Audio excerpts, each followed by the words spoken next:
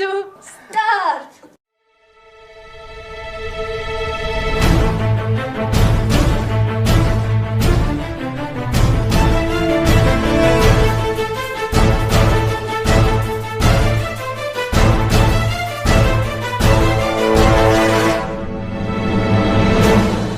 Hello, Liubov. Thank you very much for your time.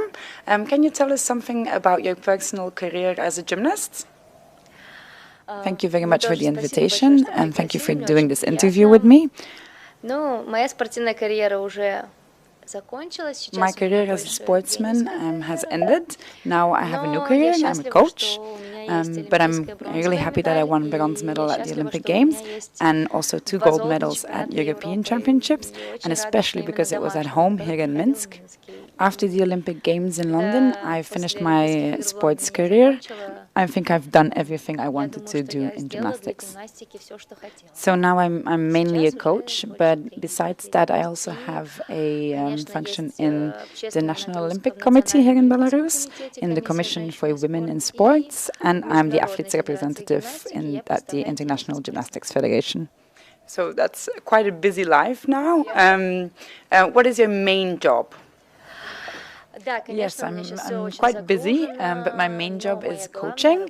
I stay in the hall most of the time. And are you training here in Minsk? Yes, I work in Minsk with the national team in rhythmic gymnastics and individuals. So that is Militina Stanyuta, Ekaterina Galkina, Irina Sharapova, Yena Bolotina, Anya Bashko, and many other girls. What is the importance of a coach as a gymnast? I don't know. I believe they calm you down, they believe in your abilities, and of course they know their athletes. So when the gymnast is ready to go out on the carpet, they know that everything is okay.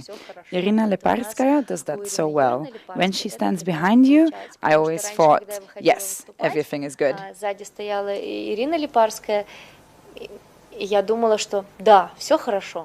She's so calm, I just went and did my job.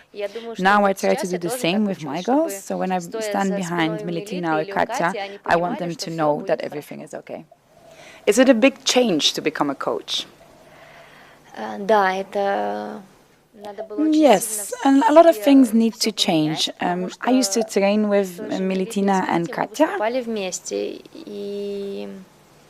It's a bit complicated now in training. I sometimes feel bad for Militina and also for Katya. As a coach, I demand a full exercise or a part of an exercise, but as a friend, I know that, for example, their knee or their back hurts, so I need to find a balance between the coach and the friend. Most important, are you still friends now? Yes, it's difficult because it's been hard to explain, but when I was a gymnast, we used to live together, we used to work together, we told each other secrets, and now Militina knows that things have changed a bit between us, and she, for example, she can't tell any secrets anymore, and she needs to do what I tell her to. So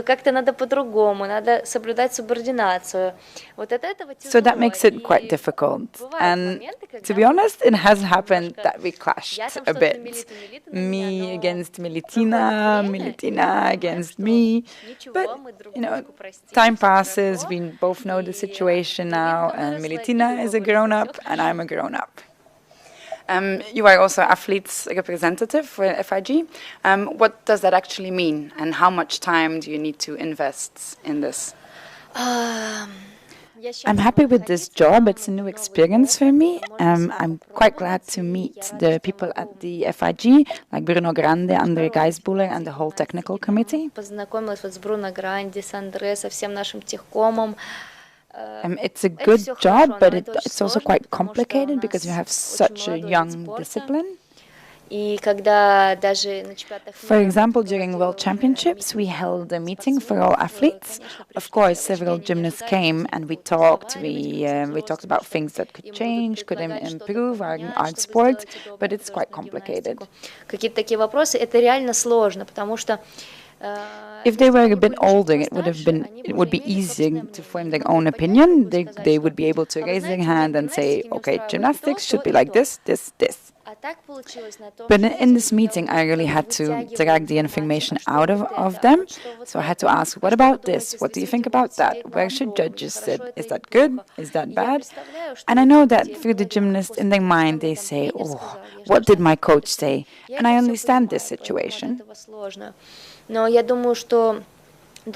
But I think it's necessary to have this athlete's representative to talk with the girls about the elements, about the rules. When there is a problem, to be able to change this. In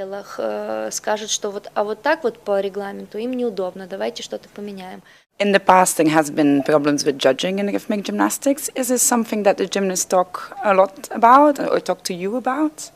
You know, that's a delicate subject in rhythmic gymnastics.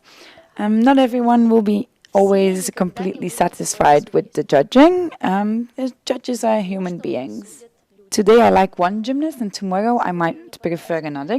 Of course, there are rules that you have to follow, but for example, take artistry. One girl might be fantastic and another one too, but just not for me. So because of this, there's always going to be differences. So there's always going to be questions about this. And talking about this actually gets less the more experienced gymnasts have, because they know that's the way it is. And, you know, so they have to make sure that they have a good exercise, good execution, good choreography, and to show an exercise that the audience likes. Even Kudryavtseva, even Mamun. Sometimes I would like to ask some questions to judges to intervene. It would be interesting to hear their opinion. Have you ever done a judges course? Yeah, I have for Breve. Okay. Do you judge often?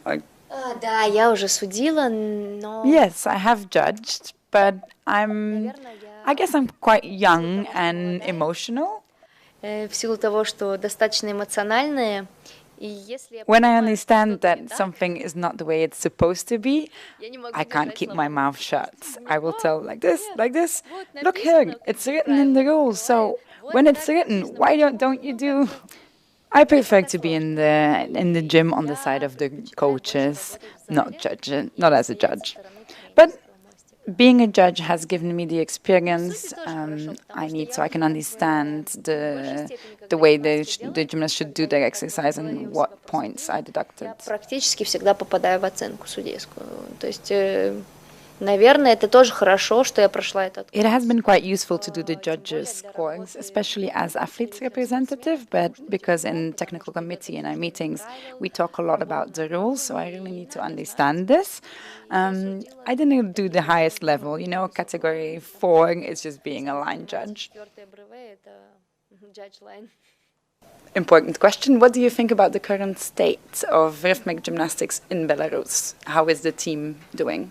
Я думаю, что если... When we talk about our junior group, they are truly the best in Europe. It's nice to see this because we know that they have a fantastic exercise, and it's nice to see that also the judges think that they have. It's not the first year that we show that we have an excellent junior group, but this year we have chosen more grown-up music and a more grown-up exercise. I have to tell you that our junior group was the only group who actually held the ball in one hand, which is a base of rhythmic gymnastics. You see all other ways of holding the ball, and even with the legs or with the shoulders, but with one hand, which is truly showing class. I'm so happy with our team today. They went into the final. They knew that they were fighting for a medal, but still they went for their exercise, which means like ball in one hand means in one hand. Not taking your other hand closing, no. Our team, our Belarusians, know that even when they're under stress, they have to do what the training told them to. When we talk about our senior group, I'm quite happy that they're now going to participate in the first European Games. In what shape they are? Well, normal. We still have some time left before the European Games, so we'll manage to be in top shape. Then I'm quite happy that we turned in a different way. We now have one serious composition, which is quite slow with the ribbon. When they perform, spectators will understand that the beauty of this exercise and will be delighted at the end.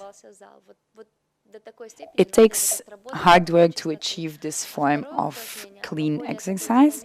Our second routine is more dynamic. We chose the music by Belarusian, I don't really know, a singer or a composer, Kamerati. They use only their voices. In